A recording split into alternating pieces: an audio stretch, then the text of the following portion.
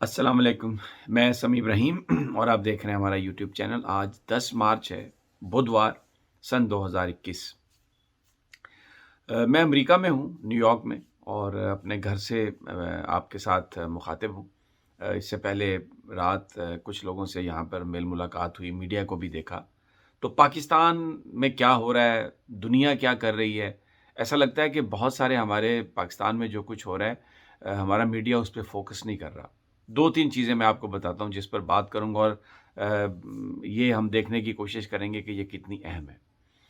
ایک تو جمعے والے دن ایک ورچوئل میٹنگ ہو رہی ہے امریکہ کے صدر، آسٹریلیا کے وزیر اعظم نریندر مودی اور جاپان کے وزیر اعظم، اور یہ کوارڈ جو ایک ملک بنا ہے چائنا کے خلاف، یعنی انہوں نے ایک الائنس بنایا چائنا کو پریشر کرنے کے لیے، یہ اس کی ورچوئل میٹنگ ہے۔ اس سے پہلے تھوڑا سا آپ کمپیریزن کر لیں، نریندر مودی سے جو بائیڈن ٹیلی فون پر بھی بات کر چکے ہیں، ابھی ہمارے وزیر اعظم سے کسی نے بات نہیں کی، صرف جو U S secretary of state ہیں انہوں نے بات کی شاہ محمود قریشی سے۔ جو بائیڈن نے ابھی تک پاکستان کے وزیر اعظم سے بات نہیں کی، اگرچہ امریکہ پاکستان کو کہتا ہے کہ جی بڑی ان کی اہمیت ہے، اور جو بائیڈن ماضی میں بہت پاکستان کے حوالے سے بڑا پازیٹیو رویہ رکھتے رہے، لیکن ابھی آپ دیکھیں کہ کتنے مہینے ہو گئے ہیں، انہوں نے ابھی وزیر اعظم عمران خان سے کوئی ٹیلی فون پر بھی بات کرنا مناسب نہیں سمجھی، مودی سے بات بھی کی، اور اب دوبارہ میٹنگ ہو رہی ہے۔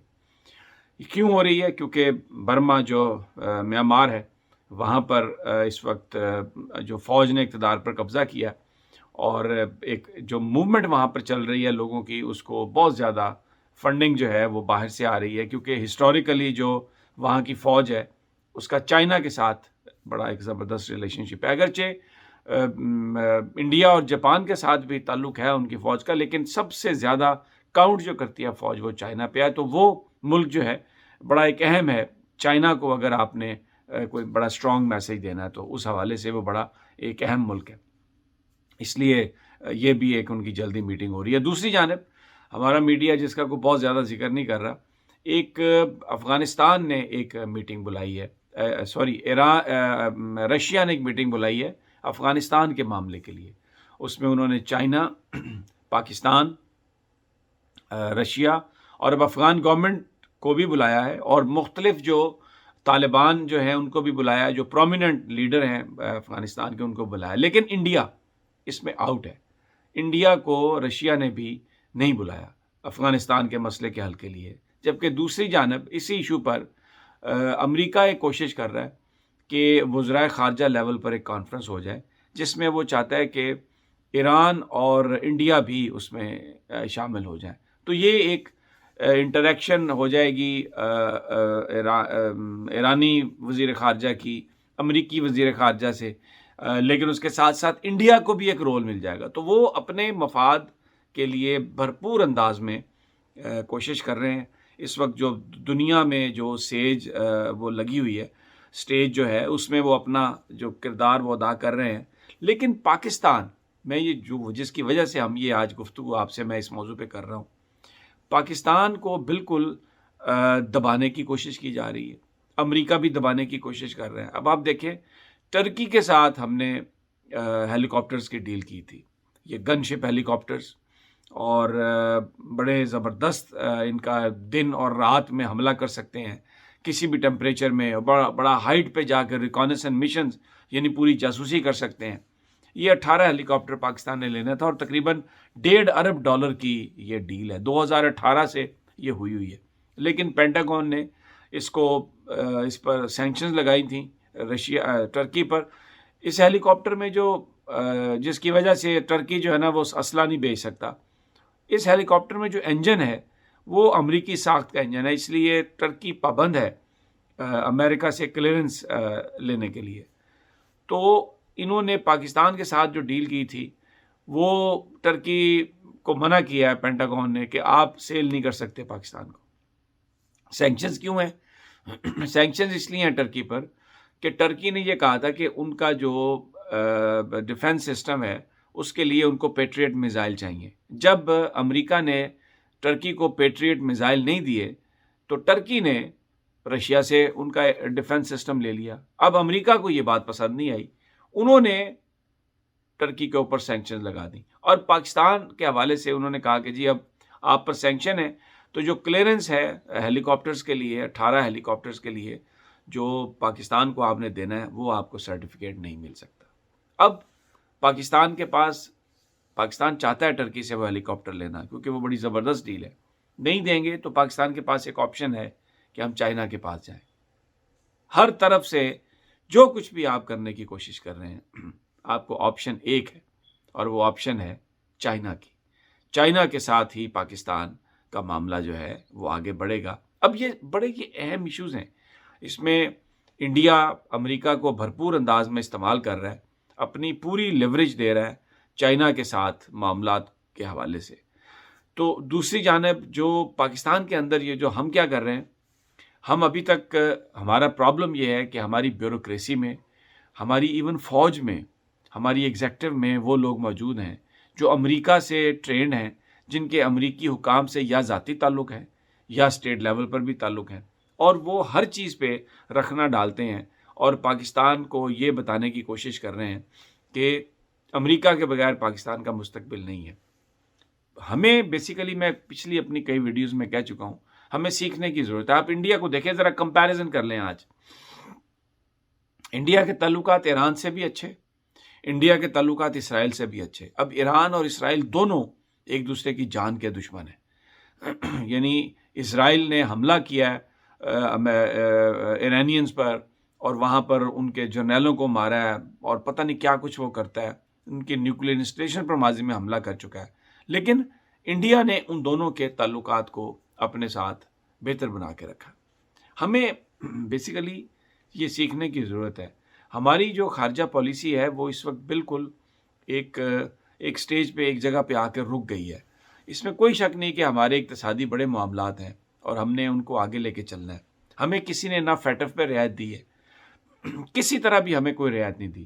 یہ ایکسپورٹس کی بات ہے، اسلحہ اگر ہم امپورٹ کرنا چاہتے ہیں اپنے ڈیفنس کے لیے، دیکھیں انڈیا کیا کر رہا ہے، تو ہمیں امریکن سینکشنز نظر آ رہی ہے۔ افغانستان کے مسئلے پر پاکستان نے سامنے رکھ دیا، لا کے بٹھا دیا افغانستان کے طالبان کو امریکہ کے ساتھ، لیکن میں آپ کو یہ بالکل فیکٹ کی بات ہے کہ جو ٹرکی پر سینکشن لگائی گئی نا، وہ اسلحہ کہ وہ نہیں بیچے کسی کو بھی، اور اس میں سب سے بڑی جو ڈیل ہے وہ پاکستان کی ڈیل تھی، وہ انہوں نے اس وقت لگائی جب 2019 میں ٹرمپ کے ساتھ عمران خان صاحب کی میٹنگ تھی، ایک دن پہلے وہ سینکشن لگائی۔ وہ کیا کرتے ہیں، ملنے سے پہلے وہ یہ سب کچھ کرتے ہیں۔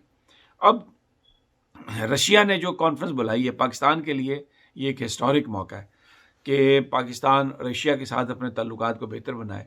پاکستان چائنا کے ساتھ جو ہمارے تعلقات ہیں، بہت عرصے سے پریزیڈنٹ شی کا جو ٹرپ ہے وہ پاکستان کی طرف وہ ڈیو ہے، لیکن وہ کووڈ کی وجہ سے کہا جا رہا ہے کہ بار بار یہی بتایا جاتا ہے کہ کووڈ کی وجہ سے آگے چلا گیا، کووڈ کی وجہ سے آگے چلا گیا، لیکن اس کے پیچھے تھوڑا ML1 کا ایک ایشو ہے کہ جو ہمارا ریلوے ٹریک کا جو ایک منصوبہ ہے، اس کے حوالے سے میں اس پہ زیادہ بات نہیں کرتا، حکام کو علم ہے اس بات کا کہ اس حوالے سے جو کچھ پرابلم ہے اس کو ان کو سارٹ آؤٹ کرنا چاہیے۔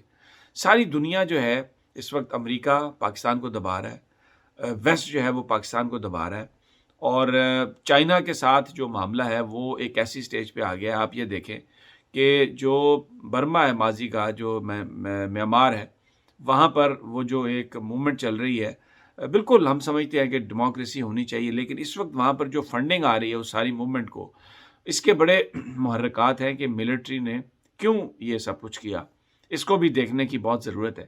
وہ جو ملٹری ہے وہ چائنا پر ڈیپینڈ کرتی ہے، اور یہ جو وہاں پر گورنمنٹ جو ٹیک اوور ہوئی ہے اس کے پیچھے ڈومیسٹک سے زیادہ انٹرنیشنل جو پالیٹکس ہے وہ پلے کر رہی ہے۔ چائنا اس وقت کوآڈ کی صورت میں یہ جو 4 ممالک ہیں، آسٹریلیا، جاپان، امریکہ اور انڈیا، یہ چائنا کو آئسولیٹ کرنے کی کوشش کر رہے ہیں، اور اسی ساری صورتحال میں جو میانمار ہے اس کو بھی وہ استعمال کرنے کی کوشش کر رہے تھے۔ جو بائیڈن کی جو نئی حکمت عملی ہے، انہوں نے دیکھیں آتے ہی یہ اجلاس انہوں نے جمعے کو بلا لیا ہے، اور اس میں وہ ہر چیز پر بات ہوگی، اگر نہیں ہوگی تو کشمیر پر نہیں ہوگی۔